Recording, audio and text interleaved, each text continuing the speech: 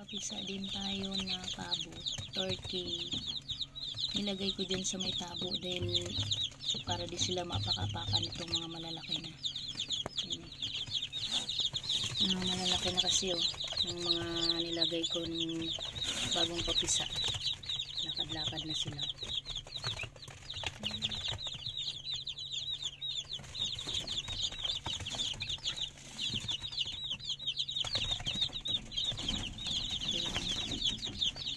Yung bagong pisa na bago ko lang ito nilipat dito, pinainitan kasabay ng mga nilagay ko lang sa tabo para di sila mapakapakan yung sirang tabo.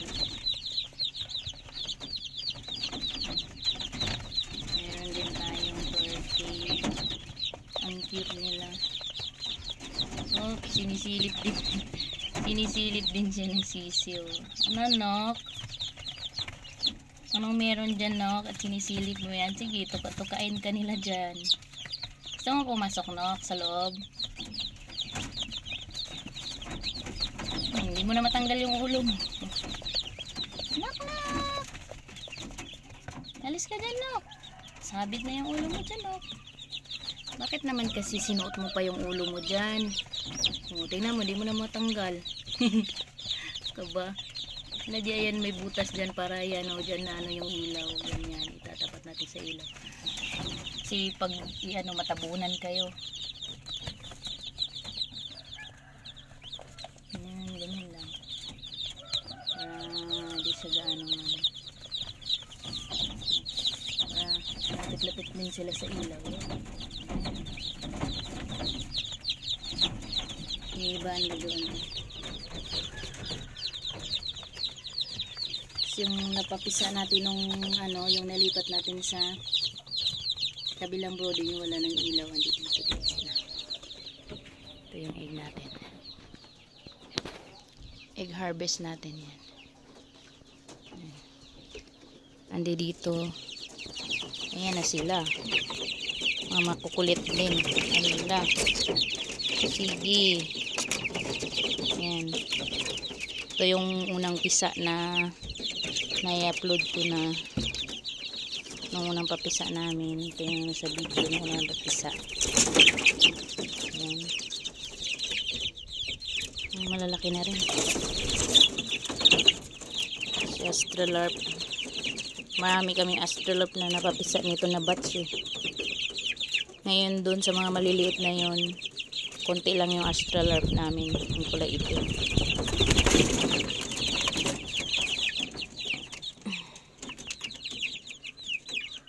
Wala na silang ilaw kasi may mga na sila makakapal na yung mga balahibo nila, hindi na sila lamigin. Dito muna sila bago ilipat dun sa may malaking bahay nila, doon sila kasama nung ibang mas malaki-laki dito.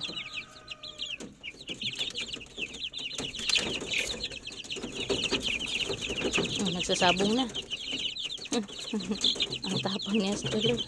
Ano ba yan, Astrolorp? Nagsabong na kayo dyan.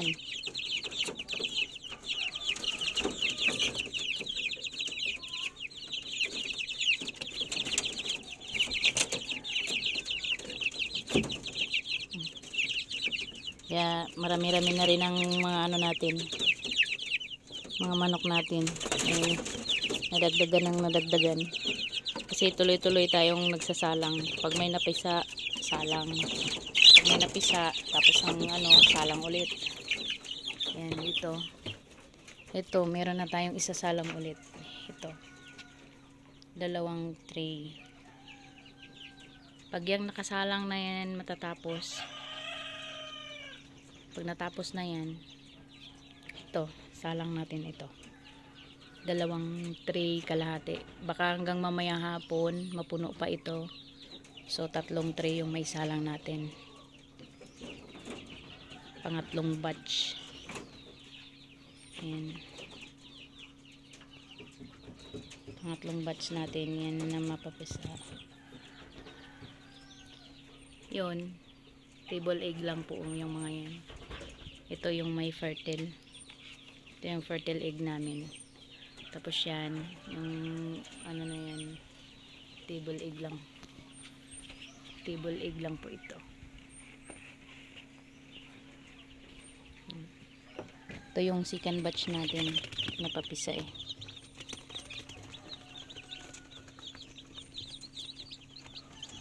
Malapit na nila mabutas yung newspaper. Sa ilalim ng newspaper may ano dyan eh, may ipa. Pag nabutas na nila itong newspaper, ipa na yung sapin nila, tsaka may plastic para hindi maano yung hangin.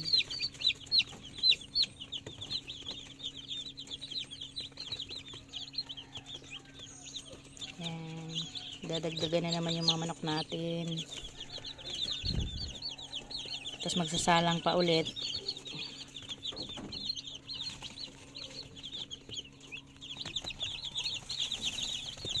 Pagkatapos ng batch na yan na nandyan sa incubator, salang na naman tayo ulit pang third batch.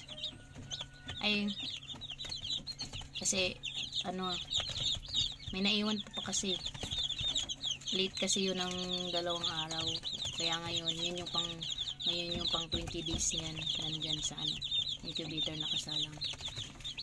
Tatapos lang yan. Pagkatapos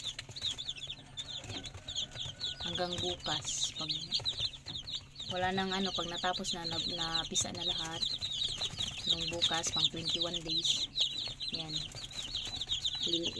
disinfect lang natin yung incubator, tapos salang tayo ulit panibago. Ito,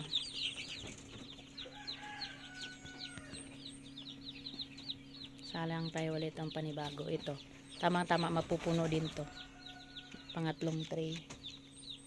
Yan, fertile egg po ito. May mga bumibili po sa amin din dito ng mga fertile egg, kasi ang ginagawa nila is pinapalimlim nila sa mga manok nila, mga native na manok, pinapalimlim nila. Eh, kami, nagsasalang naman din kami, nag-i-incubate kami, pero sila na gusto rin kasi nila na makapapisa din sila, kaya bumibili sila dito. Tigi isang piraso, may bumibili ng 10, ganyan. Yung iba 3 peraso, para ano, may mapapisa din sila. Natutuwa sila kasi yung mga manok kasi mga malalaki, pag yan ay lumaki, lalo na yung sa mga lalaki, malalaki yung mga manok. Tapos meron din tayo dito. Ito kasi pag ano, malaki din kasi sila. Yan.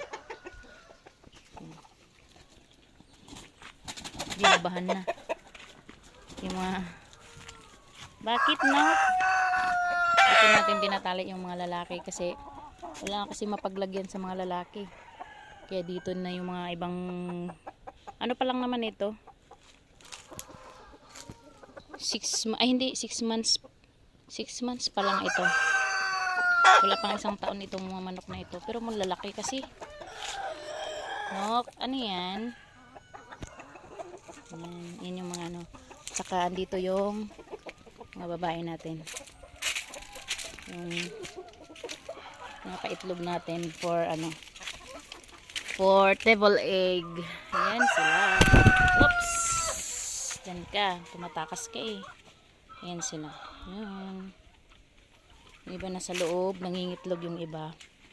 Tapos yung iba nandun sa malayo, dun gaano sila,